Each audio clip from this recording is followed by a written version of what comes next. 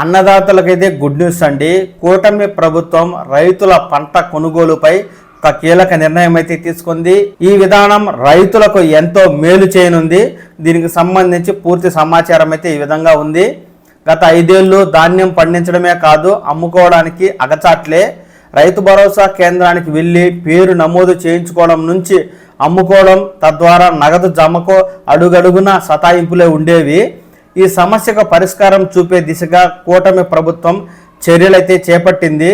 ధాన్యం అమ్మిన రైతుల ఖాతాలో కేవలం 48 గంటల్లోనే నగదు జమ చేసే విధానాన్ని అమలులోకి తెచ్చింది. 314 కోట్ల రూపాయల ధాన్యం కొనుగోలు చేయగా ఇందులో 285 కోట్లనైతే ఇప్పటికే చెల్లించింది. అందులో 279 కోట్లు కేవలం 24 గంటల్లోనే రైతుల ఖాతాలో జమ చేశారు.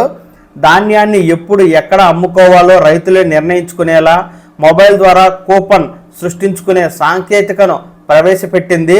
ధాన్యం అమ్మకంలో రైతులు ఇబ్బందికి రాకుండా అన్ని చర్యలు తీసుకుంటున్నామని, గోతాల సరఫరా నుంచి రవాణా వరకు అన్ని విధాలను సులభతరం చేస్తున్నామని పౌర సరఫరాల శాఖ మంత్రి నాదెండ్ల మనోహర్ గారు అయితే తెలియజేస్తున్నారండి. రైతులు కొనుగోలు కేంద్రాలకు వెళ్లాల్సిన అవసరం లేకుండా మొబైల్ ద్వారా సేవలను అందిస్తున్నామని, ఈజ్ ఆఫ్ డూయింగ్ ఫార్మింగ్ అనే విధానంలో భాగంగా AI ద్వారా ప్రత్యేక వాయిస్ సేవలను పైన మార్గదర్శకం చేస్తున్నామని పేర్కొన్నారు. వాట్సాప్లోనే కూపన్, మొబైల్ ద్వారా కూపన్ తయారు చేసేందుకు పౌర సరఫరాల శాఖ ఇక్కడ 7337359375 అనే వాట్సాప్ నెంబర్ని అయితే కేటాయించింది.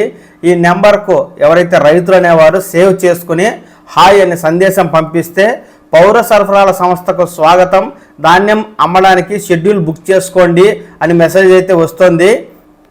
షెడ్యూల్ ఎంపిక చేసుకున్నాక ఆధార్ నెంబర్ నమోదు చేయాలి. రైతు పేరును ధృవీకరించుకున్నాక కొనుగోలు కేంద్రాన్ని అయితే మీరు ఎంచుకోవాల్సి ఉంటుంది. అక్కడ మీకు ఆప్షన్లు చూపిస్తుందండి. అమ్మాల్సిన తేదీకి 3 ఆప్షన్లు ఇస్తారు. అందులో ఒక తేదీ సమయాన్ని ఎంపిక చేసుకోవాలి. ధాన్యం రకం, ఎన్ని బస్తాలో తెలియజేయాలి. తర్వాత ధాన్యం అమ్మకానికి స్లాట్ బుక్ అయినట్లు మొబైల్ ఫోన్కు మెసేజ్ అయితే వస్తుందండి. ఈ విధంగా ధాన్యం విక్రయించినటువంటి రైతులకు ప్రభుత్వం కేవలం 48 గంటల్లోనే వారి ఖాతాలో ఈ ధాన్యం సొమ్మునైతే జమ చేస్తుందని ఇక్కడ అధికారులు అయితే తెలియజేస్తూ ఉన్నారు.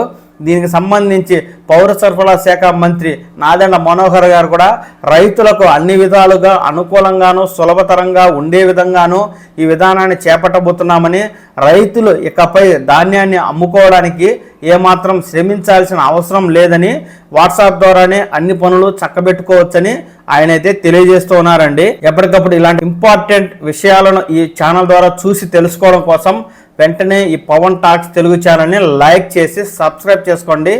నమస్కారం.